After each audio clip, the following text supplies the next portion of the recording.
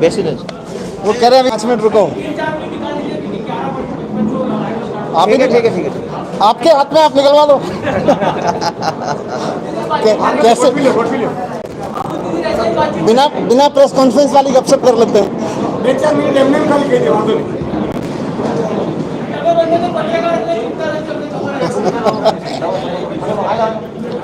वो मैं रेडियो में भी था ना, तो रेडियो में कई बार होता था कि 12 बजे के प्रोग्राम में अभी 1 मिनट है, तो 1 मिनट निकालना होता था। अप्रोच करिए 2 मिनट। ओके ओके ओके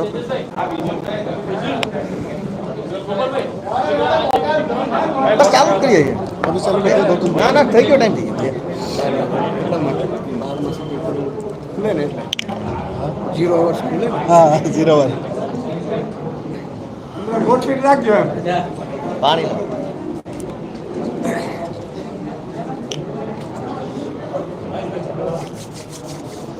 आप सब लोग ठीक है ना? वैसे सूरत वो चुनाव के बाद में आप सब लोगों से भी मुलाकात हो रही है। नहीं खिलाया यार, सुबह से पानी पिला रहे।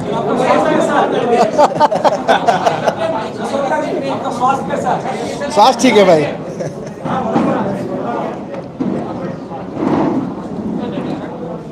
गुलाब गुलाब गुलाब जी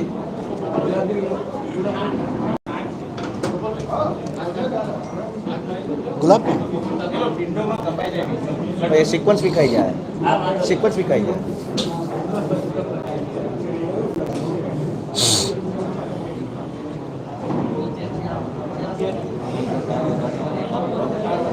मैं बिल्कुल बोल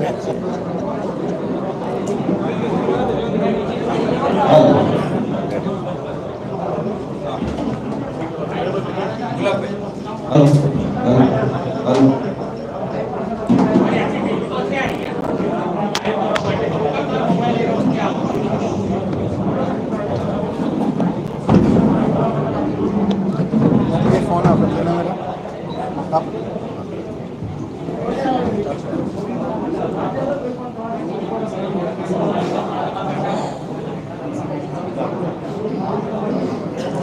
अरे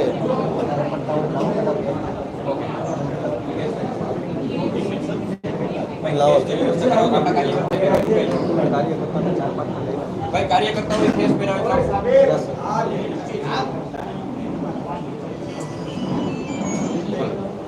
सर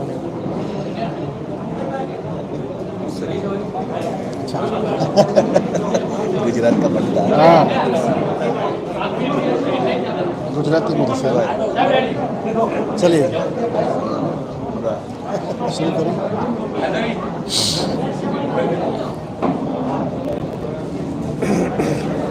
चलो दोस्तों रेडी चालू करिए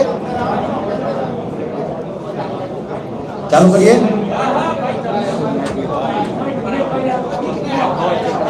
hello volume volume volume hello volume. આજની આ ઐતિહાસિક પ્રેસ કોન્ફરન્સમાં ઉપસ્થિત પ્રિન્ટ ઇલેક્ટ્રોનિક અને ઇન્ડિપેન્ડન્ટ મીડિયાના સૌ સાથીઓનું સ્વાગત કરું છું। આ સાથે દિલ્હીના નાયબ મુખ્યમંત્રી શ્રી, શિક્ષણ મંત્રી શ્રી અને આમ આદમી પાર્ટીના રાષ્ટ્રીય नेता માનનીય મનીષ સિસોદિયાજીનું ગાંધી અને સરદારની પવિત્ર ભૂમિ ગુજરાતમાં હું હૃદયથી સ્વાગત કરું છું। આજની આ પ્રેસ વાર્તામાં ઉપસ્થિત આમ આદમી પાર્ટીના નેતા માનનીય ઈશુદાનભાઈ, आदरणीय संस्थापक श्री माननीय किशोर काका, पार्टी महामंत्री श्री माननीय मनोज भाई सोरठिया, पार्टी प्रभारी श्री माननीय गुलाब सिंह जी यादव और अपनी वच्चे जो आज जोड़ाई रहा है तेवा माननीय मेहमान श्री अग्रणी समाज सेवक और वेपारी उद्योगपति माननीय श्री महेश भाई, आ सौनु हूँ स्वागत करूँ छूँ, अभिवादन करूँ छूँ। आजना आ ऐतिहासिक दिवसे सूरतना और गुजरातना प्रतिष्ठित लोक सेवक के जेमणे हजारों निराधार बहनों दीकरीओना पिता बनवानुं पुण्य कार्य कर्युं छे, सौभाग्य मेळव्युं छे, આશરે 4000 જેટલી પિતા વગરની દીકરીઓને લગ્ન કરાવી અને એના સંસારને આગળ વધારવા માટેનું પુણ્ય કાર્ય જેમણે કર્યું છે. આ સાથે એઇડ્સના ગંભીર રોગ સાથે જીવી રહેલી દીકરીઓની પણ જેમણે સુરક્ષાની જવાબદારી સંભાળી છે, સિનિયર સિટીઝનોની જવાબદારી સંભાળી છે, કોરોનાની અંદર આઇસોલેશન વોર્ડની સેવા કરેલી છે, વાવાઝોડાની અંદર સેવા કરી છે અને અનેક પ્રકારના સેવા કાર્યોની સુવાસ સમગ્ર ગુજરાતમાં જેમણે ફેલાવી છે અને નિરંતર રીતે જેમણે સમાજ સેવાના માધ્યમથી લોકોના દિલમાં સ્થાન મેળવ્યું છે, માન મેળવ્યું છે, એવા માનનીય મહેશભાઈ સવાણી આજરોજ આમ આદમી પાર્ટીમાં જોડાઈ રહ્યા છે. ત્યારે હું આદરણીય મનીષ સિસોદિયાજીને વિનંતી કરીશ કે તેઓને ખેસ પહેરાવી અને આમ આદમી પાર્ટીમાં સ્વાગત કરે. માનનીય Manishji.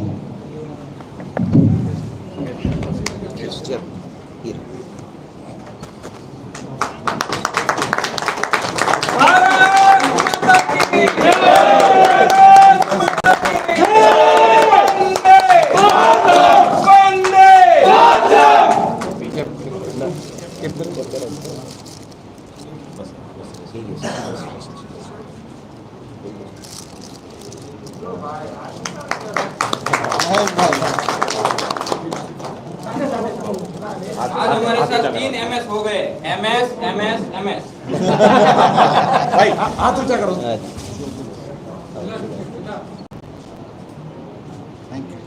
Thank you so much. હવે આપણા માનનીય શ્રી મહેશભાઈ સવાણી કે જેઓએ આજે આ ઐતિહાસિક નિર્ણય લઈ અને આમ આદમી પાર્ટી સાથે જોડાયા છે, હું માનનીય મહેશભાઈને વિનંતી કરીશ કે તેઓ આજના આ ઐતિહાસિક પ્રસંગે પોતાની વાત રજૂ કરે. માનનીય શ્રી મહેશભાઈ સવાણી.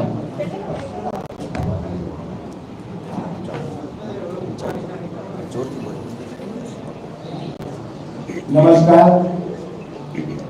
આજના આ પ્રોગ્રામ અને આજનો આ પ્રેસ કોન્ફરન્સનો પ્રોગ્રામ આપણી ધરતી ઉપર પધારેલા દિલ્હીના ડેપ્યુટી સીએમ મનીષ સિસોદિયા સાહેબ, ગુજરાતના પ્રભારી ગુલાબસિંહ સાહેબ,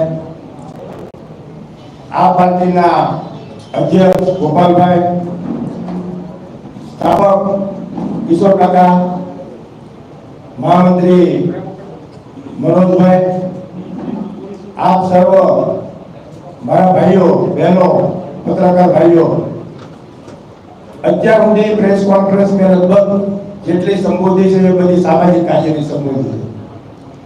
આ પહેલી વાર કોઈ રાજકીય પાર્ટી માટે હું પીસીમાં સંબોધી રહ્યો છું. આ રાજકારણ મારા 50 વર્ષ પૂરા થયા અને 50 વર્ષ પછી હંમેશા હું પહેલેથી કોઈ પણ સામાજિક કાર્ય કરવાની મને એવું લાગે કે સમાજને આ વસ્તુની જરૂર છે, સમાજમાં દીકરીઓ માટે જરૂર છે, વિધવા બહેનો માટે જરૂર છે, ભણતર માટે જરૂર છે, આરોગ્ય માટે જરૂર છે, કોવિડ સેન્ટરો માટે જરૂર છે, વાવાઝોડા માટે જરૂર છે. જ્યારે પણ જ્યાં પણ મારી જરૂરિયાત પડતી હોય અને મારી પાસે હોય, હું કરી શકતો ત્યાં સુધી મેં કરવાની ટ્રાય સમાજની કરી છે. હું કયા સમાજનો છું? હું દરેક સમાજનો છું. હું મારી જાતને કોઈ દિવસ કોઈ સમાજનો માનતો નથી. મીડિયામાં લખાયેલા પાટીદાર ચહેરો, યુવા પાટીદાર, ઉદ્યોગપતિ, હું કોઈ ઉદ્યોગપતિ નથી. હું હંમેશા સમાજ સેવામાં માનવાળો માણસ છું અને મેં મારા 51 વર્ષમાં રાજકારણમાં પ્રવેશ કરવો, મારી પાસે 3 ઓપ્શન હતા. એક 80-82 વર્ષનું બિલ્ડિંગ હતું, મારે ઘર લેવું હતું. એક 80-82 વર્ષનું એક બિલ્ડિંગ હતું. એક 22-23 વર્ષનું ઘર હતું, ફર્સ્ટ ક્લાસ એલિવેશન વાળું, અને એક નવું ઘર હતું. મેં જોયું કે લોકોની સેવા કઈ જગ્યાએ થાય છે. છેલ્લા મેં જે 2-3 મહિનામાં મેં કામો જોયા કે કઈ જગ્યાએ સેવા થાય છે, ખાલીમાં કોણ ઉતરે છે, લોકોની જિંદગી બચાવવાનું કામ કોણ કરે છે. એટલે મેં આ ખુલ્લો પ્લોટ પસંદ કર્યો. મેં મારા મિત્રોને, મારા સ્નેહીઓને, મારા સગા સંબંધીઓને, મારી સાથે જોડાયેલા સામાજિક સેવા સંસ્થાઓને બધા પૂછ્યું કે મારે રાજકારણમાં જવું જોઈએ કે ન જવું જોઈએ. ત્યારે બધા એમ કહેતા, મહેશભાઈ તમે જે સુરત પૂરતું કામ કરો છો, જો તમે પોલિટિક્સમાં જાઓ, તમને ગ્રાઉન્ડ મળે તો તમે આખા ગુજરાતનું કરી શકો. અને એ ગુજરાતનું કામ કરવા માટે હું રાજકારણમાં જોડાઈ રહ્યો છું. મેં ઘણા બધાને પૂછ્યું તો ઘણા બધાએ મને 10 માંથી 5 લોકોએ એવી પણ સલાહ આપી કે તમે રાજકારણમાં જશો, તમે આ પાર્ટીમાં જોડાશો તો બીજી પાર્ટીઓ તમને હેરાન કરશે, તમારા ધંધાને નુકસાન થશે, તમારી ફેમિલીને પ્રોબ્લેમ થશે, તમારી ઉપર રેડવું પડશે, તમને એમ કેમ પ્રકારે હેરાન કરવામાં આવશે. પણ ક્રાંતિકારી વિચાર કોઈને તો આવવો પડશે અને એ વિચાર મને આવ્યો છે. મારે સેવા કરવી છે અને સેવા કરવા માટે મારે કદાચ જેલમાં જવું પડે, કદાચ મને વધારેમાં વધારે તો શું થાય, ગોળી મારી દે ને, મેં મારી જિંદગી જીવી. હવે મને કોઈ અફસોસ નથી કે મારું શું થાય. હું મારા દરેક વ્યાપારી ભાઈઓ, નાના ભાઈઓ, મારો વર્ગ પૈસા વાળો નથી, મારો વર્ગ નાના માણસો. હું ગરીબની ઝૂંપડીઓમાં રહેવા વાળો માણસ છું અને મને નાના વર્ગની પીડા ખબર છે. મારે આ સર્વેને કરવું છે. જ્યારે પણ સમાજનું કામ થતું હોય તો એમાં રાજકારણ કોઈ દિવસ ન હોવું જોઈએ. પણ અત્યારે સમાજના કામમાં પણ રાજકારણ આવી ગયું. કોવિડ સેન્ટરો, તમને કેમ પરમિશન, તમે કોની સાથે જોડાયેલા છો, તમારા કોની સાથે ફોટા પડે છે, તમે એમને કેમ બોલાવ્યા, તમે એની બાજુમાં કેમ બેઠા, આ કોઈ દિવસ સમાજના કામમાં ન હોવું જોઈએ. તમે સામાજિક કામ કરો છો, જે સામાજિક કામ કરવા વાળો છે એનો ફોટો તમારી બાજુમાં આવે છે. મને ઘણા બધાએ કીધું આમ આદમી પાર્ટીનો મુદ્દો સ્કૂલનો છે, આમ આદમી પાર્ટીનો મુદ્દો સ્કૂલનો છે, તમે પ્રાઇવેટ સ્કૂલ ચલાવો છો. તમે મને પૂછો નહીં પહેલા હું જવાબ આપી દઉં. શા માટે સ્કૂલની જરૂર શા માટે પડે? પીપી સવાણી સ્કૂલ કમાવા માટે છે. મારા બાપા 75 વર્ષના છે, સ્કૂલ ઉપર બેયા છે, કમાવા માટે થોડા બેસી છે. હું તમને એક વાત કહું, તમારી પોતાની ખરીદેલી જગ્યા હોય, તમારું પોતાનું બાંધકામ હોય, તમે પોતે પગાર ચૂકવતા હો, સરકારી સ્કૂલ હોય, જગ્યા સરકારની હોય, બાંધકામ સરકારનું હોય અને સરકારને એક બાળક પાછળ 40,000નો ખર્ચો કરવો પડતો હોય અને પ્રાઇવેટ સ્કૂલ વાળાને એમ કહે કે તમે 15,000માં ચલાવો. સરકારને જમીનના પૈસા નથી, સરકારને બાંધકામના પૈસા નથી, છતાં પણ એક બાળકની પાછળ 40,000નો ખર્ચો હોય. પ્રાઇવેટ સ્કૂલ વાળાને બધું એમનું હોય, પછી એમને 15,000માં ચાલે. હું તો એમ કહું છું કે સ્કૂલની જરૂરત નથી. જે પ્રમાણે હું દિલ્હી ગયો તો સાહેબને મળ્યો હતો, સિસોદિયા સાહેબની 700-800 સ્કૂલ દિલ્હીમાં બનાવેલી છે. મેં તો ખાલી 7 દિન વિઝિટ દીધી. તમે હું પ્રાઇવેટ સ્કૂલોનો વિચાર કરો, હું પ્રાઇવેટ સ્કૂલોનો વિચાર કરીએ. આપણે બધી પ્રાઇવેટ સ્કૂલના ટૂંકા મારે ને એવી સ્કૂલ હોય, બાળક સરકારી સ્કૂલમાં બેસવા માટે પ્રિપેર કરે, ફોન આવે કે મને એડમિશન કરી આપો, એવું મેનેજમેન્ટ હોય. તો આપણે ફીની મગજમારીમાં શા માટે પડવું જોઈએ? સરકાર પાસેથી લોકો શું અપેક્ષા રાખે? આપણે રાજા રજવાડા હતા, રાજા પાસેથી આપણે શું અપેક્ષા રાખવી કે પ્રજાનું કલ્યાણ થાય, પ્રજા સુખી થાય. સરકાર પાસેથી આપણે શું અપેક્ષા રાખવી? આપણા બાળકોને શિક્ષણ મળે, એને સારા સંસ્કાર મળે, આપણું મેડિકલ સારું થાય. આપણે ક્યારે પણ કોઈ પાસે આપણે ત્યારે પૈસાનો બચાવ કરી શા માટે? કદાચ ક્યારે મારું એક્સિડન્ટ થઈ જાય તો મારી પાસે પૈસા નહીં હોય તો આ કોવિડ વખતે એને ખબર છે 50% દર્દીઓ દરરોજના 15 ને 20,000 પ્રાઇવેટ હોસ્પિટલના પ્રાઇવેટ દવાખાના મોટા ભરીએ એટલે બિચારા દવાખાને જઈ નહોતા.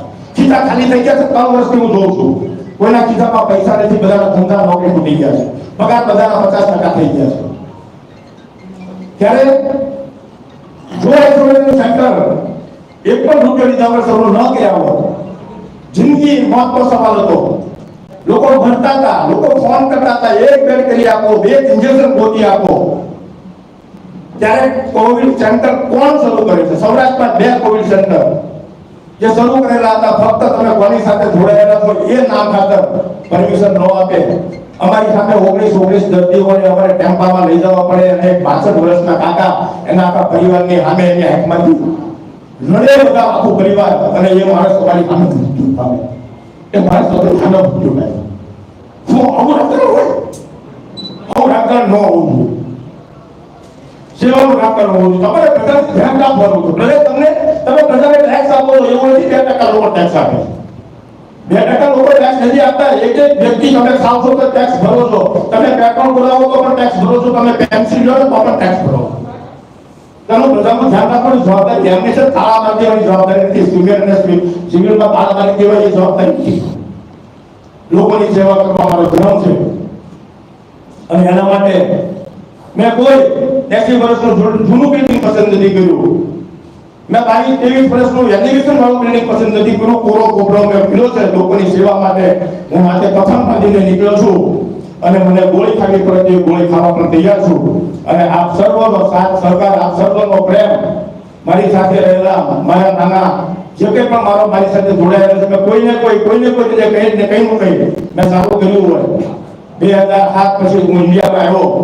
મેં ફોરેનની દુનિયા જોઈ છે, ફોરેનની સરકાર જોઈ છે, મેં અહીંયાની સરકાર જોઈ છે, મેં દિલ્હીની સરકાર જોઈ છે. મને લાગ્યું કે નહીં, આ કામ કરવા વાળી સરકાર છે.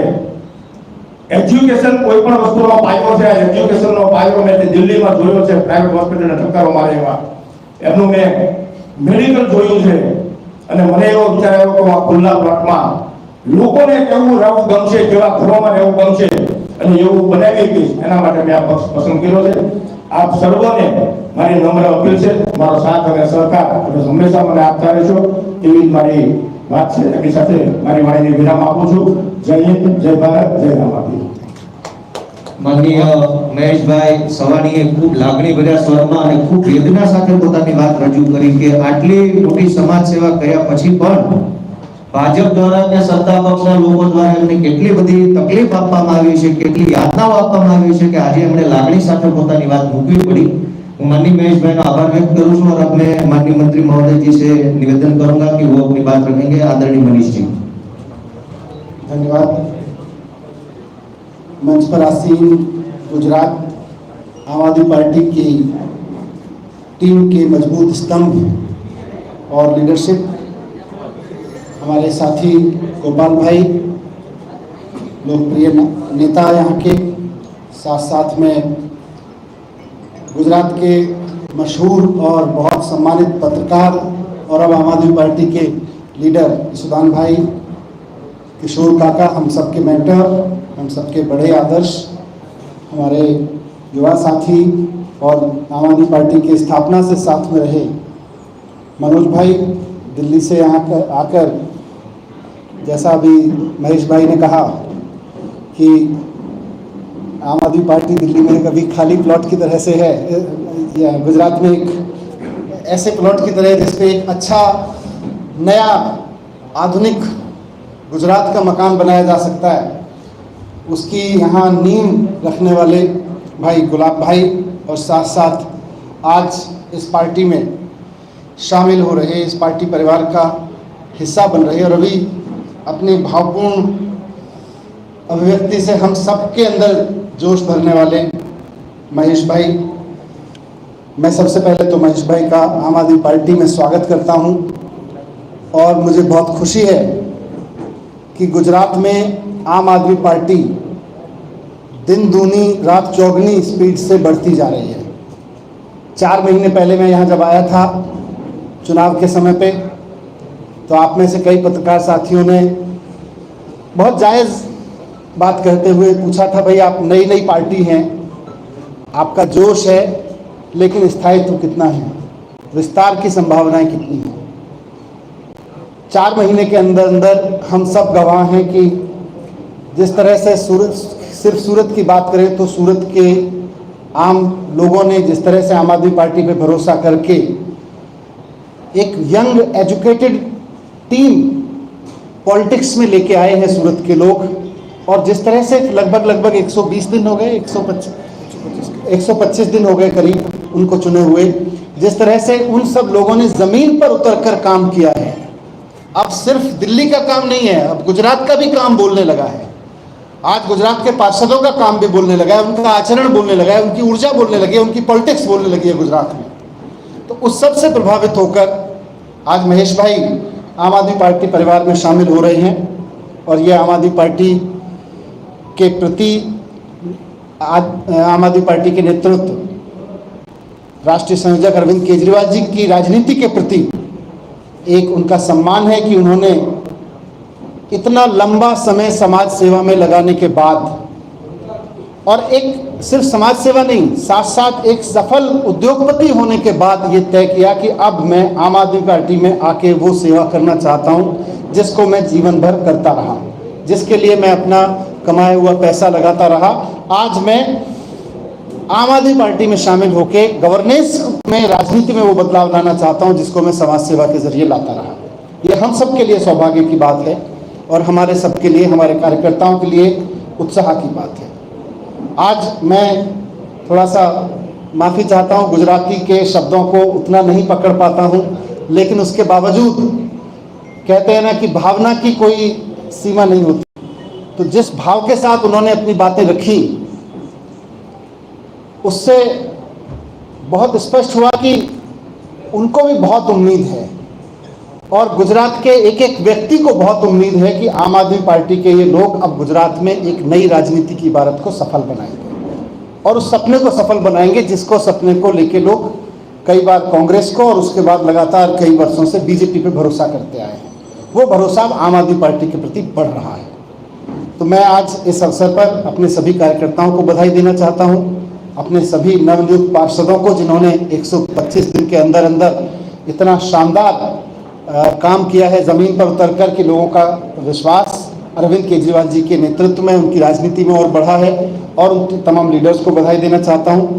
मैं पुनः इस बात को दोहराना चाहूँगा कि आज पूरे देश में राजनीति की बात करें तो एक पार्टी है, और ख़ासतौर से गुजरात की बात करें तो एक पार्टी है जो पिछले 20-22 साल से, 27 साल से कई जगह पर सत्ता में बैठी है, वो सत्ता की पार्टी है, और एक पार्टी है जो जनता के बीच बैठी है और जनता के बीच से निकल कर आ रही है।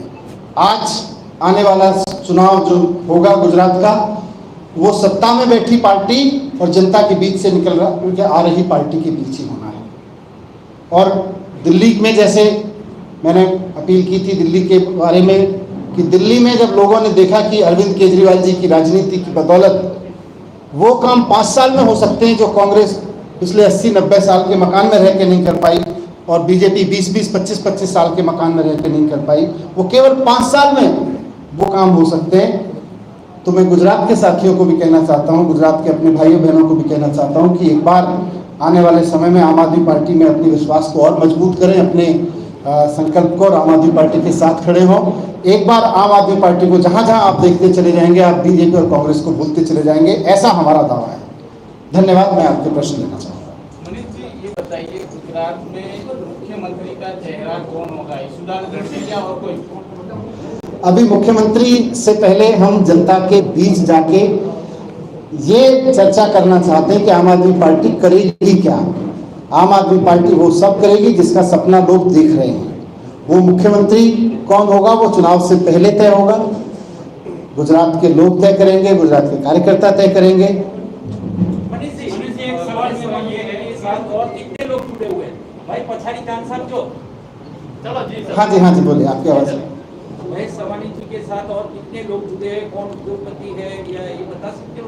महेश भाई के साथ में, महेश भाई का आना अपने आप में इस बात का संकेत है कि सरकार में बैठे हुए लोगों के तमाम डरावने चेहरों के बावजूद, तमाम उनके आक्रांत एटीट्यूड, अब उनके अप्रोच के बावजूद आज गुजरात के आम व्यापारी में, गुजरात के आम आदमी में जो गुजरात के लिए सपना देखता है, कुछ संकल्प जग रहा है। आज महेश भाई में जगह है, अभी आप आने वाले समय में देखेंगे और बहुत सारे लोगों के अंदर वो जगेगा, वो आगे आके आम आदमी पार्टी ज्वाइन करके एक नए गुजरात के लिए सबका साथ थामेंगे। एक सेकंड, पॉलिटिक्स में दो ही पार्टी को ज्यादातर लोग पसंद करते हैं। आपकी तीसरी पार्टी, क्योंकि आगे भी जितनी भी पार्टी है, तीसरी पार्टी है, वो कामयाब नहीं हुई, तो आपको लगता है कि आपकी पार्टी गुजरात में कामयाब? आपकी बात ठीक है, दो ही पार्टी को बात पॉलिटिक्स होगी, और अब जो पॉलिटिक्स होगी वो भारतीय जनता पार्टी और आम आदमी पार्टी के बीच ही होगी। मेरा प्रश्न आपसे ये है, मैं अशरफ खान गूगल न्यूज़ से। महेश सवानी जी ने बात की हेल्थ इंफ्रास्ट्रक्चर की, उन्होंने स्कूलें देखी, उन्होंने अस्पताल देखे दिल्ली में। क्या उस स्थिति में मैं कहूँगा उस रीढ़ की हड्डी पर गुजरात में जो इंफ्रास्ट्रक्चर का ब्लूप्रिंट बन सकता है, क्या आपको लगता है गुजरात में जो ब्लूप्रिंट की बात प्रधानमंत्री नरेंद्र मोदी? एक मिनट का सवाल देखिए, अगर 5 साल में दिल्ली में हो सकता है तो ये सवाल तो गुजरात के लोग भी पूछ रहे हैं कि यहाँ 27 साल से बीजेपी क्यों नहीं कर पाई, और उससे पहले कांग्रेस इतने समय रह पाई, वो क्यों नहीं कर पाई। सर, आपने कहा दिल्ली कर सकती है तो गुजरात भी कर सकता है, लेकिन एक चीज जिस तरीके से केजरीवाल जी पंजाब मुख्यमंत्री बनेगा तो गुजरात में कौन से समाज का या कौन से जाति का व्यक्ति मुख्यमंत्री? आप आने दीजिए, प्रेस कॉन्फ्रेंस करेंगे इस बात पर, फिर बताएंगे। पाटीदार बनना चाहिए क्योंकि लोगों की आपको आके सब रखेंगे, सब पे बात भाजपा करेंगे के आपसे। कितने बड़े नेता आपके संपर्क में हैं? अभी समय आने दीजिए, बहुत सारे लोगों को जिनको उम्मीद है कि अब समय बदलेगा, राजनीति बदलेगी, बहुत लोग और ज्वाइन करेंगे। आज भी सिर्फ झूठे लगे। गुजरात विकास मॉडल की बात होती है तो आम आदमी पार्टी के क्या मुद्दे होंगे आगामी विधानसभा चुनाव में? सरकार लगातार कहती है वो विकास कर चुका, गुजरात मॉडल अपने देश में लागू किया।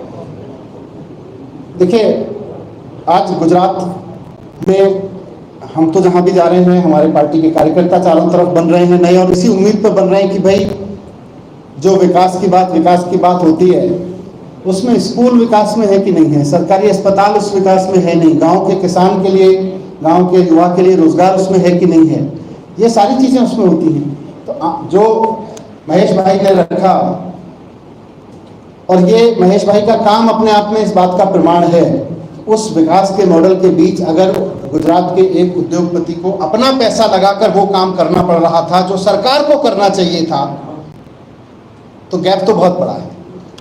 એવું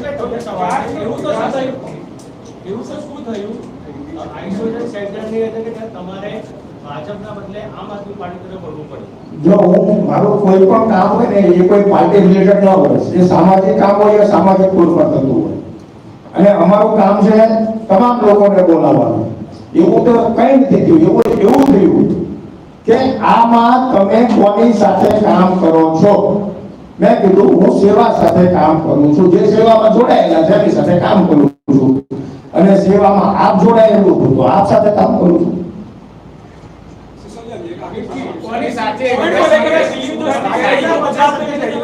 હું એકદમ પોઝિટિવ રાજનીતિ કરવા માટે છું, મારે કોઈની સાથે કોઈ વિરોધ નથી।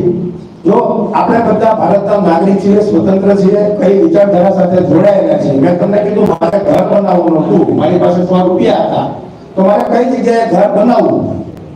લોકોને કોઈ પણ આશા હોય તો જે ઘર બાંધેલું છે એમાં ટાઈમ ન લાગે, સીધા જવાય।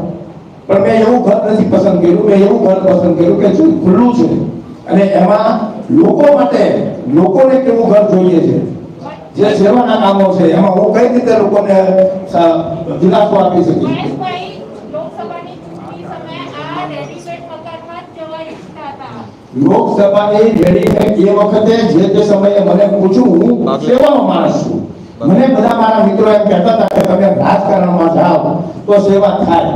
રાજકારણ મારું ફિલ્ડ હતું જ નહીં, પણ મારે રાજકારણને ફિલ્ડ કરવું પડ્યું, કારણ કે મારે સુરતનું નહીં, મારે ગુજરાતનું વિચારવાનું છે, મારે દુઃખી લોકોનું વિચારવાનું છે, એટલે મેં દુઃખી લોકોનું વિચાર્યું।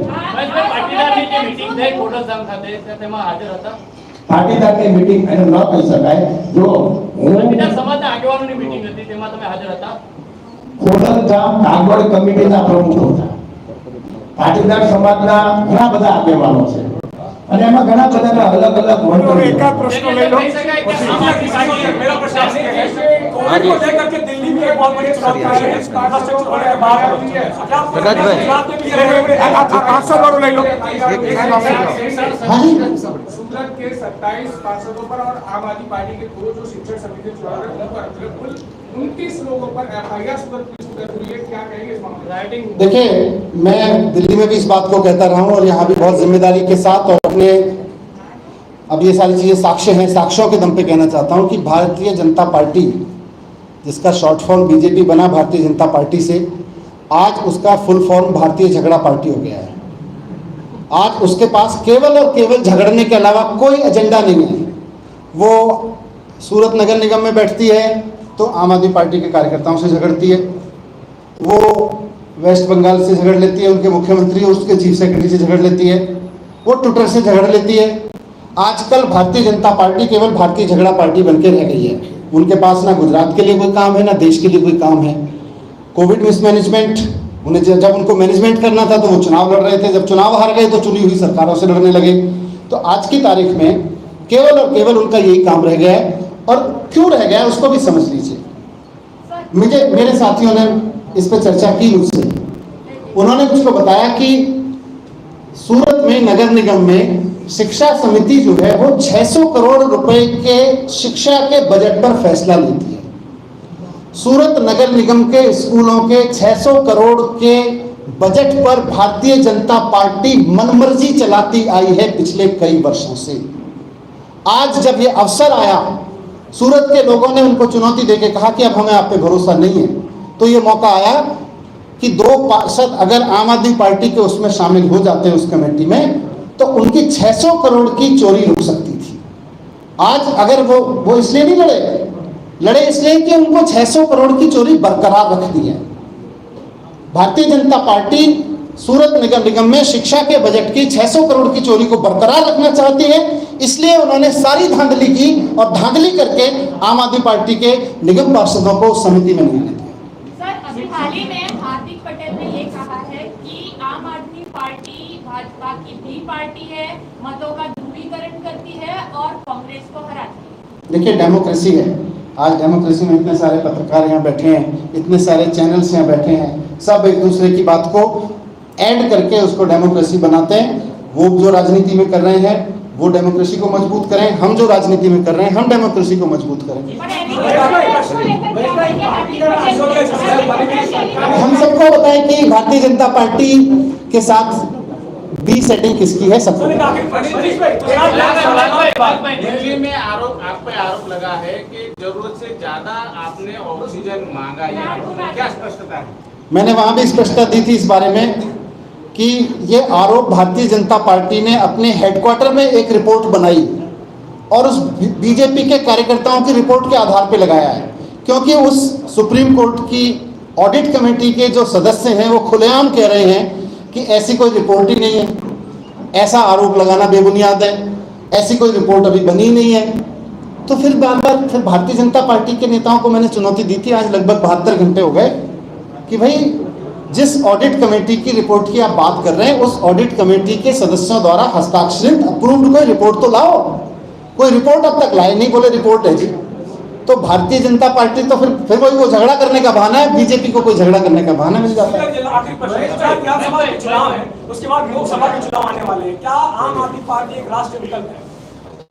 जनता तय करेगी।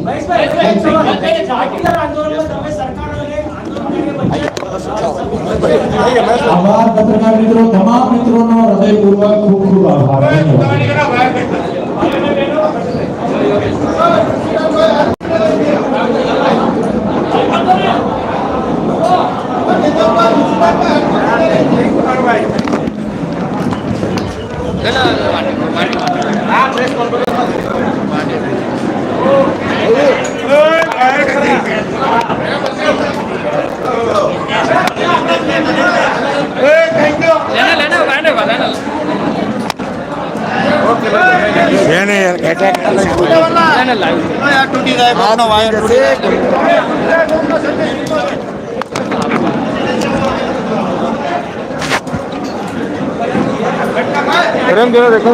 फ्रेम देख लो लाइट पर